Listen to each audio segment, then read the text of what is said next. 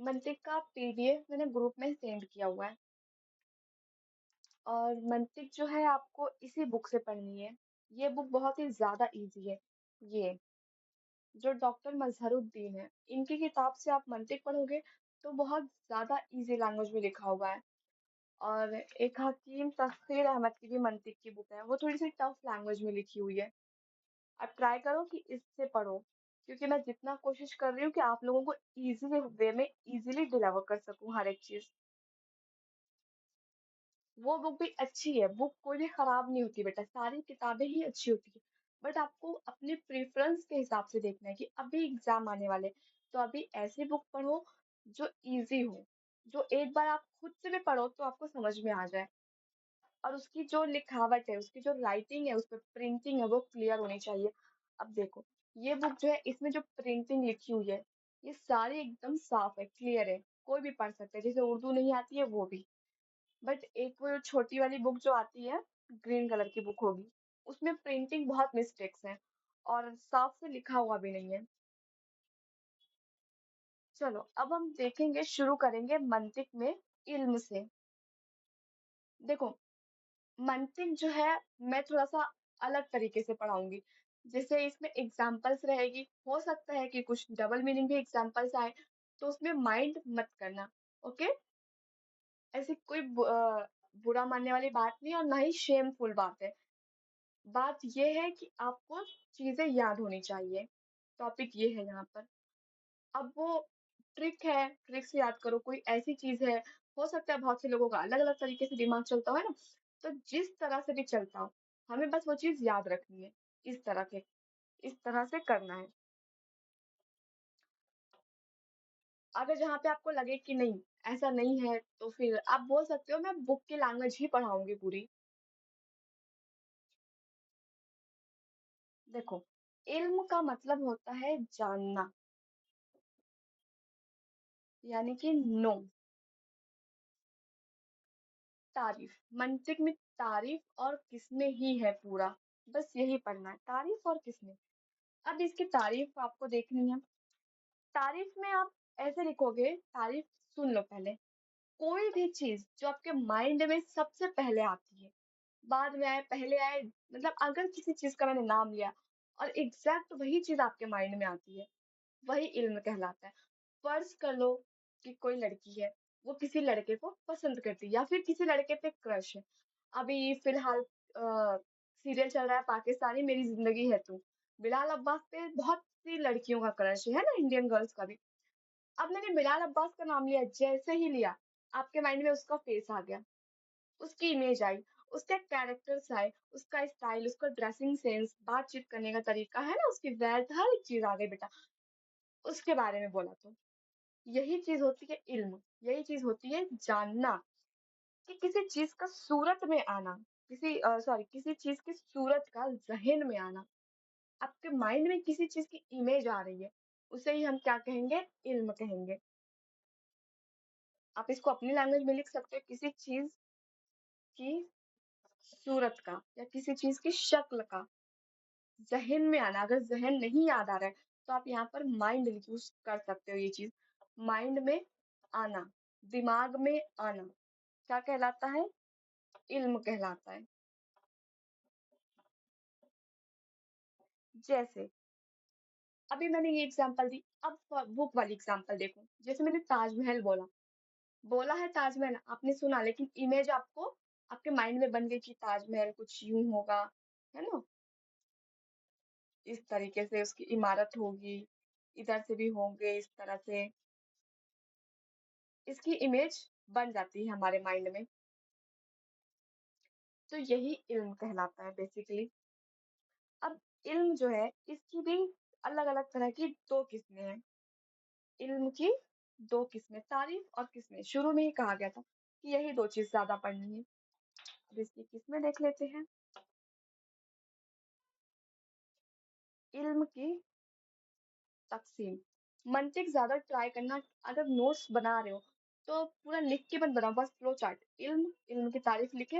अब इसमें टाइप्स में फ्लो चार्ट बना के अंदर का कुछ मत पढ़ो, जो यहाँ पे लिख रहे हो एक एक वर्ड, उसी को अपने माइंड में रिकॉल करो। लिखने की जरूरत नहीं है, बस एक वर्ड में खत्म करो नोट्स। ये याद रखना। इल्म की दो किस्में हैं, एक होती है तसव्वुर और दूसरी मिलेगी आपको तस्दीक। इसमें सिंपल सी एक ट्रिक है याद रखने की। तसव्वुर, तसव्वुर का मतलब होता है इमेजिन करना। अब जब आप किसी चीज का इमेजिनेशन करोगे तो क्या उसमें कोई हुक्म होगा? नहीं होगा। तसव्वुर में हुक्म ना हो, किसी चीज का हुक्म ना हो, किसी चीज का वो इल्म जिसके साथ कोई हुक्म या फिर ताल्लुक, है ना, हुक्म भी ना हो और ताल्लुक भी ना हो, उसे हम क्या कहेंगे? तसव्वुर।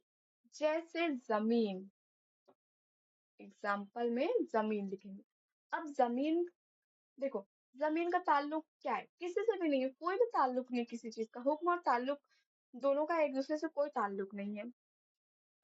हुक्म का और ताल्लुक का, तसव्वुर का कुछ भी मैच नहीं है। हुक्म क्या, मैं यहाँ पे कोई हुक्म दे रही हूँ? हुक्म का मतलब है, था, करो, मत करो, ऑर्डर देना। तो यहाँ पे कोई ऑर्डर नहीं दिया जा रहा है, ऐसा कोई जुमला नहीं है कि जमीन है, वो जमीन है, ये चीज नहीं आ रही है, सिर्फ जमीन है। तो ये तसव्वुर कहलाएगा। अब तस्दीक, तस्दीक लफ्ज होता है किसी चीज को ठीक करना, तस्दीक करना उस चीज पर। तस्दीक में हुक्म होगा, हुक्म भी होगा और इसके साथ साथ ताल्लुक भी होगा। तस्दीक में किसी चीज का कोई हुक्म और साथ में हुक्म या फिर ताल्लुक हो, उसे हम तस्दीक कहेंगे। इसी एग्जाम्पल को हम यहाँ समझते हैं। जैसे जमीन गोल है, अब मैंने यहाँ पर बोल दिया जमीन गोल है लफ्ज आ गया और गोल भी आ गया, गोल ताल्लुक हो गया, है हुक्म हो गया, तो ये हो गया तस्दीक। अब मैं यहाँ पर अगर खिल्त लिखूं तो आप मुझे बताओ, खिल्त तसव्वुर है या फिर तस्दीक है?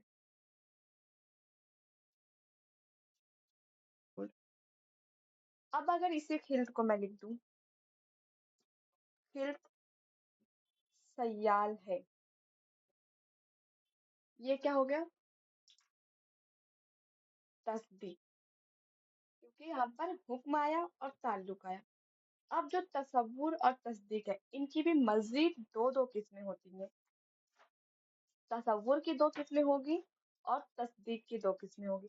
मंतिक बहुत ही अच्छा है, इंटरेस्टिंग है, बस यही है कि थोड़ा सा ट्रिक है, थोड़ा सा ट्रिक की चीज है कि थोड़ा सा आप ऐसे ट्रिक बना करके, निमोनिक्स बना करके और थोड़ा सा माइंड लगा के पढ़ोगे ना तो बहुत ही मजेदार चीज है ये। अब मंतिक में तसव्वुर जो है, इल्म की तकसीम, इल्म की दो तकसीमें, किसमें है? तसव्वुर और तस्दीक।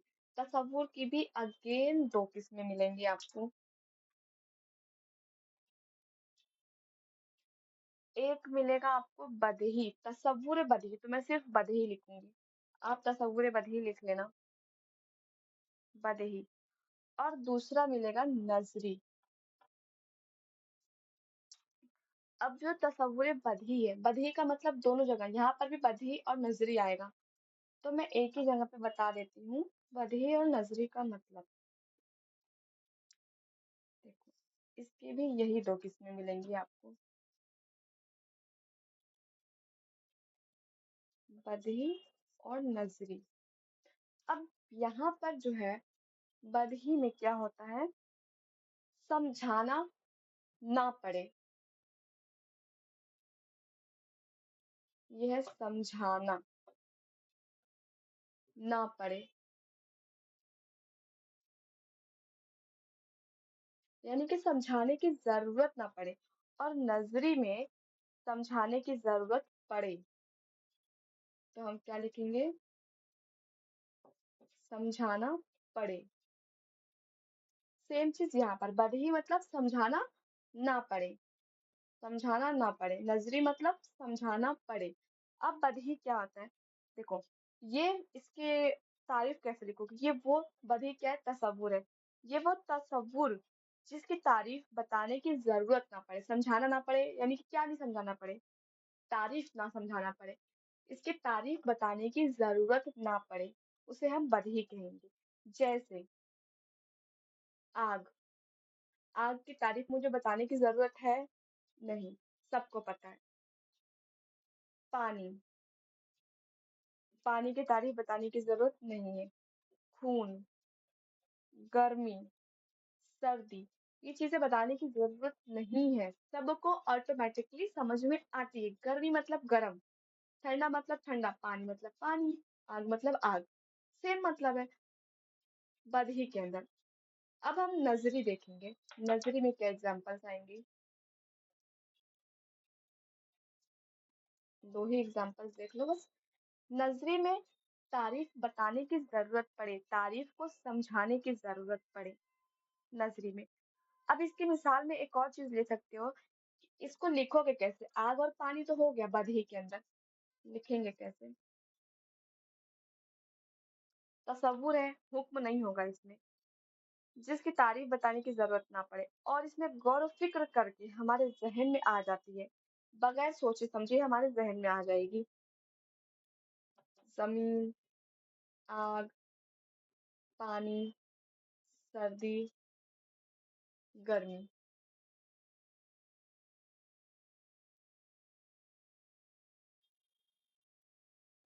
अब जो है नजरी, इसमें समझाना पड़ेगा हमें तारीफ को, तारीफ को बताना पड़ेगा, जिसमें अक्ल का इस्तेमाल होगा। नजरी मतलब अक्ल का इस्तेमाल होगा। जैसे हिल्ट। आपको पता है हिल्ट क्या है? नहीं पता है। कुआ। कुआ क्या है? नहीं पता है, क्योंकि हमने सुना ही नहीं है बचपन से, ये सारी चीजें बचपन से सुनते हुए आ रहे तो हमें ये पता है। ये हम सुनते हुए नहीं आ रहे तो हमें नहीं पता है। खिल्त क्या होती है समझाने की जरूरत पड़ेगी, कि खिल्त एक रतब सयाल मादा है, कुआ एक ताकत है, अरवा या फिर रूह। अरवा, अरवा एक स्पिरिट है, यानी कि ऑक्सीजन है, जो कि हवाई अज्जा है, उड़ता है। ये सारी चीजें समझाने की जरूरत पड़ती है। यहाँ पर भी सेम आएगा, समझाने की जरूरत ना पड़े, समझाने की जरूरत पड़े, बट यहाँ पे हुक्म होगा और ताल्लुक भी होगा। तो हम लिखेंगे कैसे यहाँ पे एग्जांपल्स में? जमीन गोल है, वही एग्जांपल, बदही में जमीन गोल है। अब नजरी में क्या ले लेंगे? खिल्त सयाल है। देखो जमीन गोल है, बदही में समझाने की जरूरत ना पड़े, इसको समझाने की जरूरत नहीं पड़ रही है, ताल्लुक भी मिल गया और हुक्म भी मिल गया। यहाँ पर खिल्त को समझाना पड़ रहा है, सयाल ताल्लुक भी मिल गया और हुक्म भी मिल गया। यहाँ तक समझ में आया है सारी चीजें? कुछ ऐसा है जो समझ में ना आया हो, कुछ डाउट है इतने में? खिल्त का मतलब बहने वाली चीजें, ह्यूमर्स, जो कि हम कुल्लियात में हमारा टॉपिक चल रहा है, वही खिल्त यहाँ पर है। अब इसके बाद है मंतिक।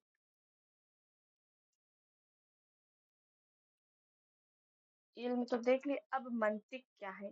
मंतिक की भी तारीफ करनी है हमें। मंतिक लफ्ज जो है, पहले लिखोगे ये अरबी जबान का लफ्ज है, उसके बाद क्या लिखोगे? मंतिक जो है वो नतक से बना हुआ है। नतक का मतलब होता है जबान।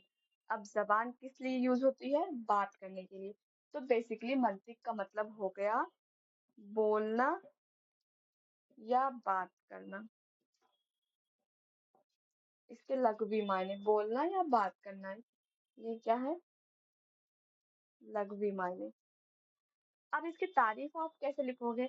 मंतिक एक ऐसा इल्म है, इस तरह से लिखोगे, मंतिक ऐसा इल्म है जिसकी मदद से इंसान का जहन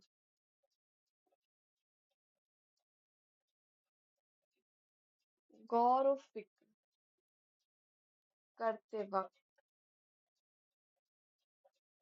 है ना, गौर व फिक्र करते वक्त गलतियों से महफूज रहे। मतलब जब आप कुछ चीज़ सोच रहे हो, तो उसमें लॉजिक आता है।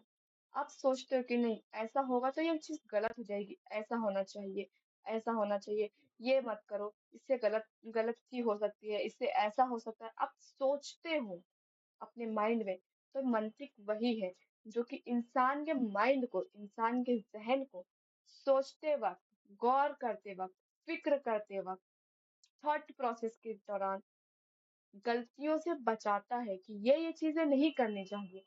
अब आप यहाँ पे गर्म पानी रखा हुआ है, आप सोच रहे हो, हाथ डालूँ कि नहीं डालूँ? हाथ डालूँ कि नहीं डालूँ? सोच रहे हो। लेकिन आपका माइंड क्या बोलता है? मत डालो, क्योंकि वो गर्म पानी है, हाथ जल जाएगा। अगर डालते हो तो ये गलती होगी, है ना? तो यही आपको गलती करने से रोक रहा है कि नहीं मत डालो और 2 लोगों के बीच में झगड़ा हो रहा है। आप सोचते जाऊँ, बीच में पढूँ कि नहीं पढूँ? उधर से वो आता है, दूसरा बंदा आपसे चुगली करता है ना? आप सोचते हो कि इसने जो मुझसे चुगली की है, ये बात मैं इसको बताऊँ या नहीं बताऊँ? यही चलते रहता है। तो आप अपने माइंड में सोचते हो कि ये सही है या गलत है? मुझे ऐसा करना चाहिए या नहीं करना चाहिए? और नहीं करना चाहिए, अगर आपके माइंड में आता है कि नहीं ये चीज़ गलत है, तो वही है मंतिक कि जो आपको गलतियों से रोकता है, बचाता है। सोचो फ़िक्र करते वक़्त है ना गौर फ़िक्र सोच विचार करते वक़्त जो रोके। अब मंतिक के अंदर एक चीज़ आती है तारीफ़। तारीफ़ का दूसरा नाम है मौर्रिफ़। तारीफ़ को ही मौर्रिफ़ कहेंगे और इसी तारीफ़ का एक और नाम है कौल शारा। ये सब नाम याद रखना, एमसीक्यू में पूछे जाते हैं यहाँ से। कौल शारा भी कहते हैं। उसके बाद मिलेगा आपको दलील। दलील को हम हुज्जत भी कहते हैं। कभी हो सकता है दलील नाम से पूछ ले, कभी हुज्जत के नाम से पूछ सकता है।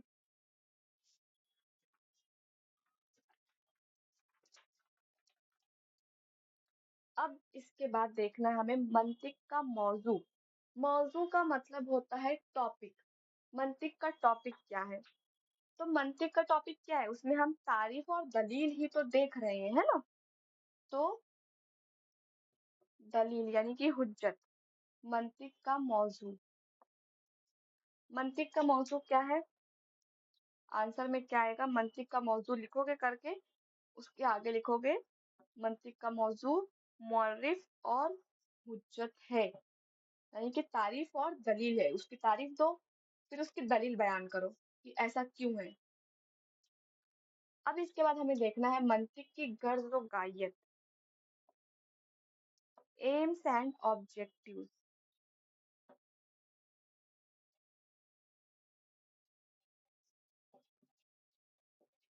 मंतिक की गर्ज व गायत, एम क्या है इसका? मौरिफ यानी कि तारीफ, हुज्जत यानी कि दलील। ये बनाते वक्त इंसान का जहन, है ना, गौर व फिक्र करते वक्त, सोच विचार करते वक्त इंसान का ज़हन गलतियों से महफूज रह सके, इसलिए हम मंतिक पढ़ते हैं।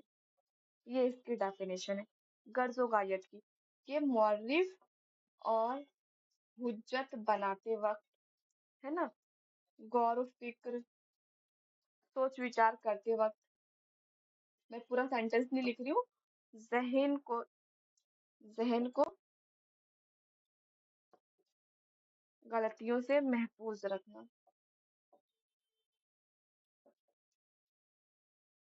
मंतिक कहलाता है या मंतिक की गर्ज़ गायत है। अब इसके बाद जो है ये मुअर्रिफ, इसको अलग से पढ़ेंगे। फिर हम पढ़ेंगे हुज्जत, इसको भी अलग से पढ़ेंगे। ये सारी चीज़ें बड़े टॉपिक्स हैं।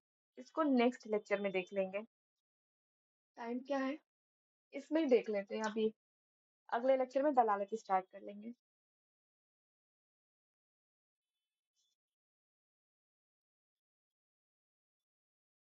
मुअर्रिफ। मुअर्रिफ का दूसरा नाम क्या था? तारीफ। और एक नाम क्या था? कौल शारा। कौल शारे। अब तारीफ क्या है? इसके अंदर ध्यान से देखना। तारीफ में दो यानी कि टू, दो जाने पहचाने तसव्वुरात, तसव्वुरात हम पीछे पढ़ के आए, तसव्वुर, तसव्वुर का जमा है तसव्वुरात। तसव्वुरात से एक अनजाना तसव्वुर या एक नया तसव्वुर, एक अनजाना, इसकी जगह नया भी लिख सकते हो, एक नया तसव्वुर हासिल करना क्या कहलाता है? मौर्रिफ कहलाता है। जैसे एग्जाम्पल है फेफड़ा। देखो यहाँ पे फर्ज कर लो मौर्रिफ हमें बनाना है।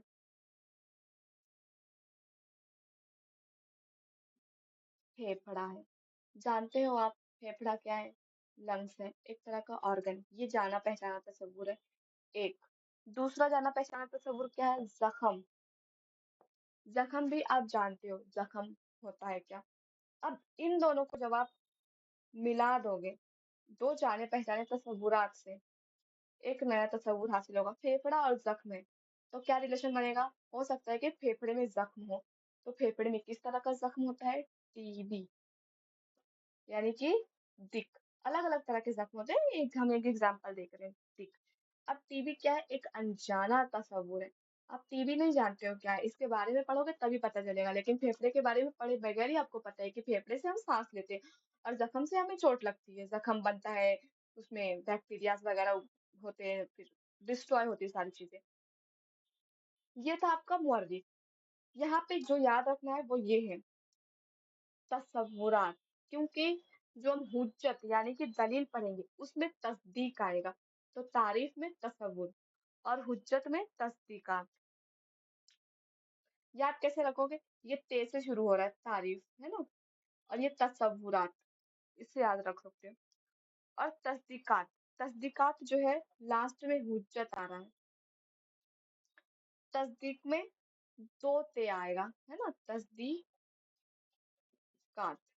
यहाँ पर एक ते और यहाँ पर एक ते, जहाँ पे दो ते आएगा उसको समझ लेना कि हुज्जत है। मुअर्रिफ, दो तसव्वुरात आएंगे अनजाने, जो दो जाने पहचाने तसव्वुरात से अनजाना तसव्वुर बनना, और तारीफ उसके न सॉरी हुज्जत या फिर दलील के अंदर दो जाने पहचाने तस्दीकात से नई तस्दीक हासिल करना, अनजानी तस्दीक हासिल करना हुज्जत कहलाता है। तो देखो हुज्जत क्या है? हुज्जत या फिर दलील, इसके एग्जाम और डेफिनेशन क्या लिखोगे? दो यानी कि टू, दो जानी पहचानी तस्दीकात से एक अनजानी तस्दीक। तस्दीक क्या था? जिसमें हुक्म या ताल्लुक हो, और यही था। तसव्वुर में क्या था? जिसमें हुक्म ना हो, हुक्म या ताल्लुक ना हो। हम्म जैसे जब हमने फेफड़ा वाला पढ़ा तो उसमें है लफ्ज कहीं पर भी नहीं आया था, लेकिन यहाँ पर है लफ्ज आएगा, देखते। एक अनजानी तस्दीक हासिल करना हुज्जत कहलाता है। देखो फर्ज करो जानी पहचानी तस्दीक क्या है? हर इंसान जानदार है, ये जानी पहचानी है। सबको पता है कि इंसान जानदार है, उसके अंदर जान पाई जाती है। अब जो दूसरा है तस्दीक, वो है हर जानदार जिस्म वाला है लफ्ज आ रहा है। सबको पता है कि जो भी जानदार है, अगर कोई जिंदा चीज है, जानदार है, लिविंग है, तो उसके पास कोई ना कोई बॉडी होगी, जिस्म वाला होगा। अब इसमें से हमें कुछ चीजें काटनी है।